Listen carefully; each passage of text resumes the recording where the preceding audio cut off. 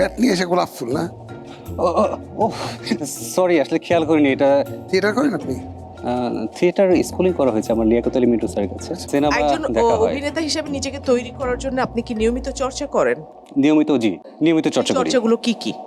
নিয়মিত চর্চাগুলোর মধ্যে যদি বলি, ভয়েস নিয়ে চেষ্টা করি বিভিন্ন টোনে কথা বলার। আপনি একটু মেলি টোনে কথা বলেন তো। না দেখো, আসলে এটা আমি চেষ্টা করি, বাট কতটুকু হয় সেটা আমি জানি না। তো যাই হোক, তারপরও চেষ্টা করলাম। আমি তার চোখের দিক তাকিয়ে মোটামুটি ডায়লগগুলো দিয়ে গেলাম। তো তারপর তারা উভয়ে আমাকে একটু কনফিউশনে ফেলে দিল, বললো যে এবারের জন্য বাদ দিই আমরা, নেক্সট টাইম আপনি ট্রাই করেন। কাউকে না কাউকে তো বাদ দিতে হবে। Thank you. আচ্ছা ঠিক আছে, আসসালামু আলাইকুম। শুনেন শুনেন শুনেন, আসেন, দেন চুমকি কার্ড দিয়ে দেন একটা। তখন তো পারেন এক্সপ্রেশনটা দিতে, এখন তো এই যে এখন রিয়েল এক্সপ্রেশনটা বের হয়েছে। দেন কার্ডটা দিয়ে দেন, আসেন নিয়ে যান। আসবো? আসেন আসেন। স্বপ্ন দেখার দিন এসেছে, স্বপ্ন দেখার বার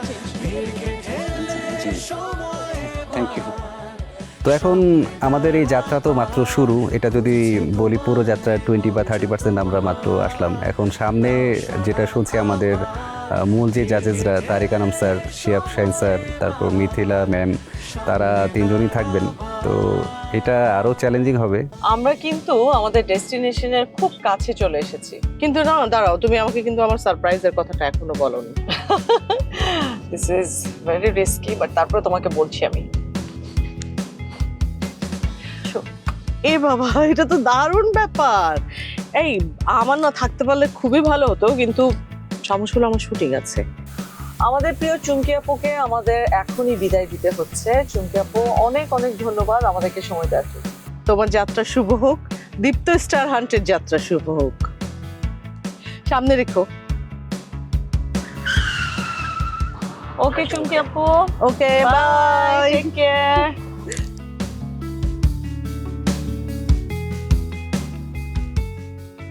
টপ 41 বাকি কন্টেস্টেন্টদের স্টোরিগুলো জানবো এবার, আর যখন ফিরবো তখন থাকছে সারপ্রাইজ।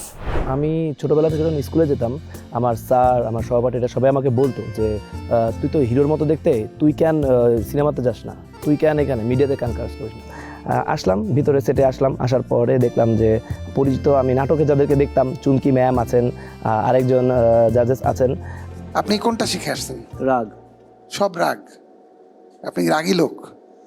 সবটাই। প্রেম করছেন কয়টায় পর্যন্ত? ছিল, কিছু হয় নাই, দুইটা। জি। তখন ম্যামকে বললেন যে তুমি এক কাজ করো চুমকি ম্যাম, আপনি হচ্ছে এর গার্লফ্রেন্ড হন, তুমি ডবল টাইমিং করেছো, করে ধরা খেয়েছো, আর তুমি ধরা খেয়ে এখন ম্যামকে কিভাবে তুমি কনভিন্স করবা, মাপ চাবো, ওই জিনিসটা করে দেখাও। আপনি আরেকটা মেয়ের সঙ্গে ডাবল টাইমিং করছেন এবং সেটা অনেক ডিপ রিলেশনশিপ হয়েছে, কিন্তু উনি আপনার বউ। এখন এটা কীভাবে করবেন? জান, প্লিজ আমার একটু বোঝার চেষ্টা করো জান। আমি সত্যি আমি লজ্জিত, আমি বুঝতে পারি আমি তোমাকে ভালোবেসে ফেলেছিলাম।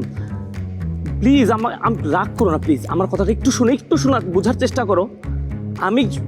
আমি সত্যি এইভাবে করতে পারি নাই। আমি তোমাকেই ভালোবাসি, সত্যি বলছি। আমি ওর সাথে আমার কেমনে হয়ে গেছে, কিন্তু আমি তোমাকেই ভালোবাসি। যা বেটা, ফকির নির সাথেই থাক, যা। প্লিজ প্লিজ প্লিজ প্লিজ এরকম করো না, প্লিজ করেন প্লিজ প্লিজ। আমি কান ধরছি, ফকির নির সাথে থাক। প্লিজ প্লিজ আমি পায়ে পড়ছি, আমাকে একটা বার মাফ করে দাও প্লিজ, আমাকে একটা